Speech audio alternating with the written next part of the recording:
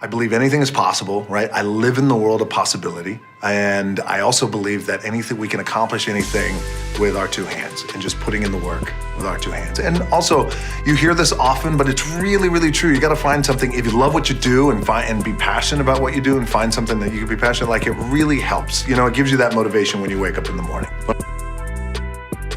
The key with me is just always finding what the anchor is. And the fucking anchor is getting up at 4 o'clock in the morning every day before anybody else and grounding my thought process is in the no one will outwork me. No one.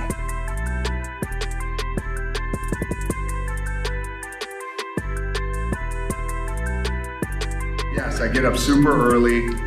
Generally, I have this thing where I like beating the sun up, not just in terms of before the sun comes up, I have to get up. And how do I do it? It's just important to find balance, and I try and do things really that I really enjoy doing. And a lot of times, you know, it's like in life, right? Life brings like drama, and you got to deal with this person, and a funky relationship here, and all these things. You try and just kind of balance them out as best I can. I got a great team around me, by the way, who really, really helps me well and allows for me to come in and work 12 hours a day, 14 hours a day, get up at 3 o'clock in the morning, send out an Instagram video where I'm talking to my cardio machine like a crazy maniac. So yeah, it requires a lot of people around me. Thanks. I wanted to entertain. When I was 8 years old, I thought I was a combination of these guys. I thought I was a combination of Chuck Norris, Richard Pryor, Harrison Ford, and Rocky Balboa, and Harrison Ford from Indiana Jones. So I was like all these guys and Elvis Presley too, at 8, right? Pretty lofty ambition. Yes, exactly. So I knew at that time when I was 8, I wanted to be an entertainer, and I loved the idea of that and what it meant. And when I was 8, I saw Indiana Jones for the first time, and I loved that character. Like, wow, that guy was so heroic, and he kicked ass, and But you're more a Rocky Balboa. Right. Which is one of my favorite all-time movies. Yeah, me too. And sure. I know Sylvester Stallone well. I've interviewed him many times. Yeah. And your story is more like his, where you just you came from nothing. You didn't have anything. You didn't have a penny, a dollar to rub between your fingers. You had nothing. Sure. And yet, like Rocky, you just had the kind of the street smarts and the determination. And you say that's mainly from your parents, you think?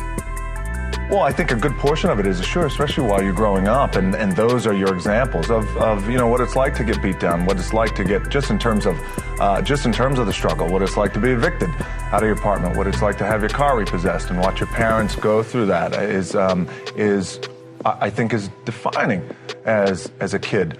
And then for me too, I knew that I wanted to be something, and it was important to me to be something. It was important to me that I didn't fail. But by the way, and if I did fail, at least what was also important was the lesson.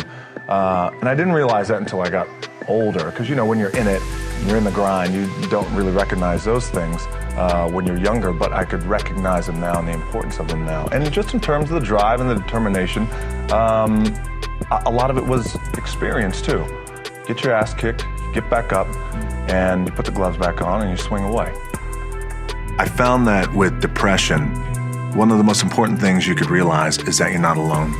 You're not the first to go through it. You're not gonna be the last to go through it. And oftentimes it happens. You feel like you're alone, and you feel like it's only you, and you're in your bubble, and I wish I had someone at that time who could just pull me aside and, hey, it's gonna be okay. It's gonna be okay.